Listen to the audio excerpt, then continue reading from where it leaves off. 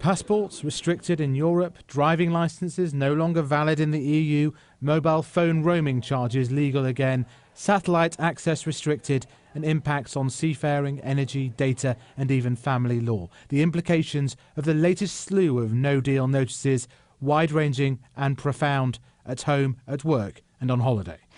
Is no deal just a bluff?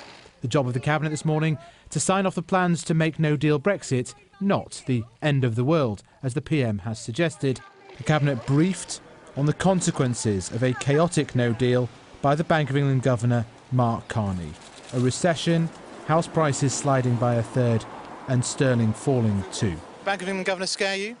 Numbers? The Bank of England Governor will have presented a range of situations and that will have added to the considerations of the no-deal situation. And I think people can take confidence in the work that's going on to ensure that we have a smooth exit from the European Union. Emmanuel Macron's Europe Minister sounding pretty uncompromising on the way in to meet the Brexit Secretary after that Cabinet. Is it not worse for your country? There is no doubt it would be worse for the UK. We are not looking forward to a no deal, but we have to be prepared.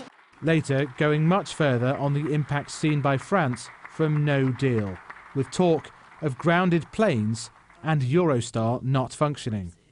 Is it a real possibility that Eurostars coming from London will be rejected and not allowed on French soil on the 30th of March?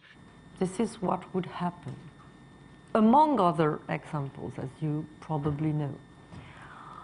This is the reason why we need to prepare for a no deal. The notices also confirmed some big changes to business conditions. Approvals for car manufacturing in the UK no longer valid in Europe and vice versa after a no-deal Brexit, and transferring data made difficult. They say they don't want it, they say it's unlikely, but government policy is to accept that no-deal Brexit and all these consequences are a possible outcome in 6 months' time.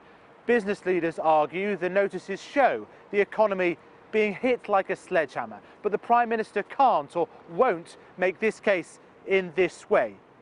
She needs these things to be concerning enough to get her backbenchers and public to reject no deal, but not her handling of Brexit or Brexit itself. In Leave Voting Cheshire, there is some surprise at these tangible impacts of no-deal Brexit.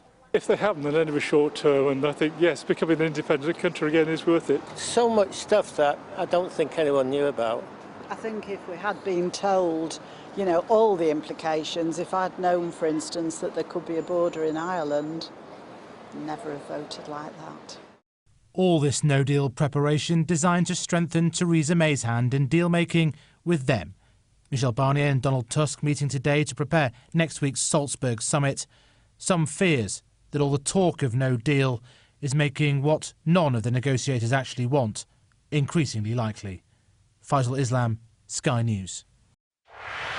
And Faisal joins me now live from Westminster. Faisal, we're getting a bit more details of what the Bank of England Governor has actually said today, and quite a stark warning on house prices it's emerging.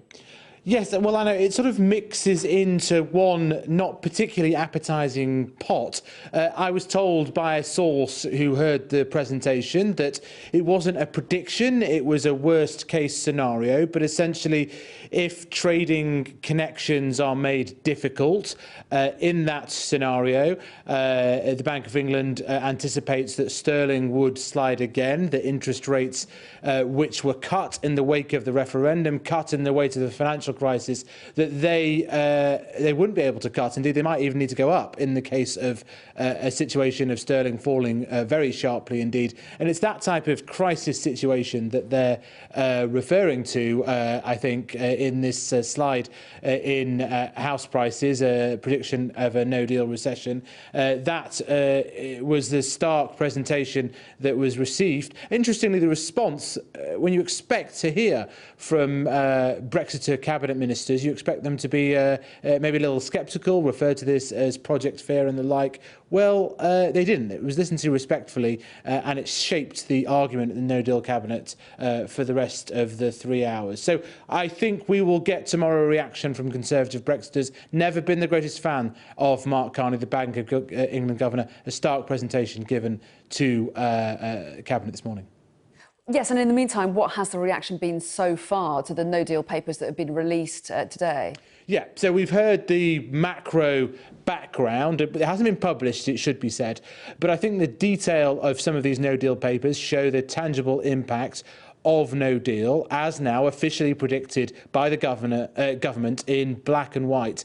And you heard the impact potentially on driving licences, not valid. You'd need driving permits, potentially 2 different driving permits if you were driving through France to Spain. Turns out there's potentially not enough post office counters to issue all of those driving permits for next summer.